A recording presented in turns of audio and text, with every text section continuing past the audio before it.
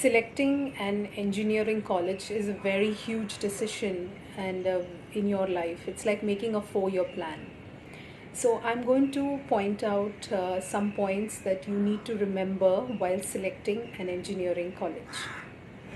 So the first major point would be accreditation. You have to check whether the institute is accredited, so whether it has an NBA or a NAC grade, or it has any NIRF ranking. Second would be whether it has the degree of your interest. So I'm primarily talking about engineering colleges. So nowadays they have combinational branches as well, like electronics and computers combine, or they have mechatronics. So these are some of the things that you must look into when that department started. What about its faculty? What about the labs? So that would be the second point. The third would be the location of that institute, which I think many parents are also aware. So they do look into the location so that it is easy for you to travel. The fourth one would be the fees. As we are in the middle of a crisis of uncertain times, do they have any financial aid, or do they have any scholarships that you can go about during for the fees? Another very important factor, as you all know, you must be checking, is about the internships and the placements that the institute offers. So it's not only on the percentage of placement, but the quality and the packages that are being offered to the students of that institute.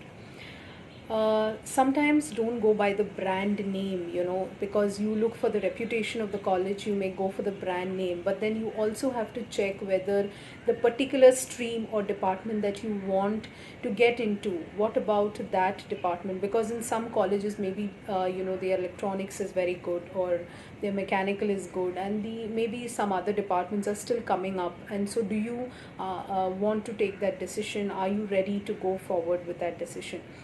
So that is one important factor. Then you need to check whether the colleges are private, whether they are government or they are autonomous. Another factor would be the social, cultural, and technical events happening in that college. What about the CSI or the IEEE activities in that college? Because, as I said, it's a 4-year journey, it's a 4-year investment that you are doing.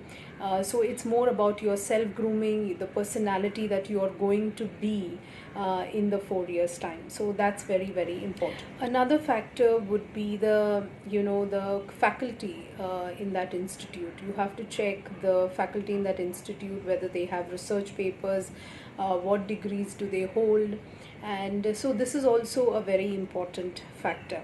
And also the class size, certain engineering colleges have a large number of students in their classroom. So are you comfortable with studying with such an environment?